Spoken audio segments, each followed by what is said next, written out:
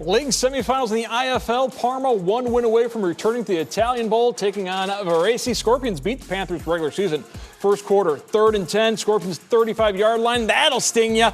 Robbie Patterson to Mattia Gelfi, defending champs, strike first. Second quarter, now a 10-0 lead. Parma, direct snap to Ryan Minetti, starts outside, cuts up, and the Panthers take a 17-0 lead at halftime. In the third, Scorpions' brother connection comes through. Ryan Griffin to Matt Griffin underneath former Boise State Bronco, refusing to go down. Varese gets on the board. That's as close as they would get. Panthers win it 24-7, one win away from the Italian Bowl. They've won 6 Italian Bowls in their history. En route, impressing Mason Lowry and Nick Ide. You know, for as good as the Varese Scorpions have been all season, the last remaining unbeaten team in the IFL coming into the semifinals over the last month or so, the Parma Panthers have been as good as it gets in this league, and this was maybe their best performance of the season. Yeah, I'm shocked, Mason. I really expected a close game here, but Parma came out early. They set the tone. They did everything they wanted to do. They wanted to run the football, control the clock, keep Ryan Griffin away from the field early in the game, which they did when weather conditions were good.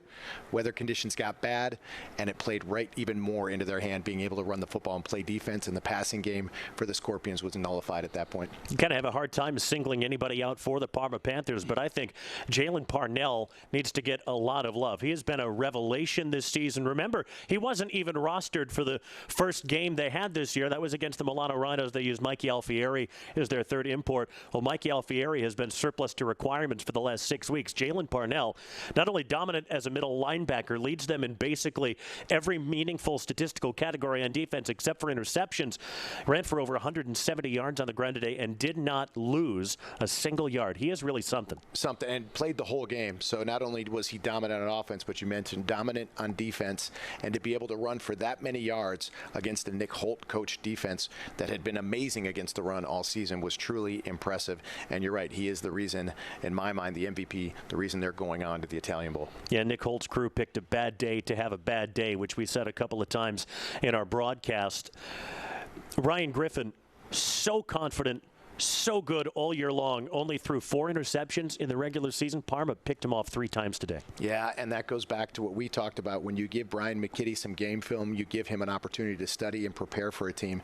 He did it to an Art Briles coach team last year in the Italian Bowl, and he did it again here in a key semifinal game. And tough to see Varese not make it. It was really a great story and fun to see a former NFL quarterback, an amazing college quarterback from Tulane, be here and be a part of the IFL, but just didn't have enough to beat the Parma Panthers in this semifinal game. So we could have a rematch of last year's Italian Bowl in a couple of weeks' time. Parma has punched their ticket. Next week, we'll have Firenze Guelfi against the Ancona Dolphins. Break down that matchup for us.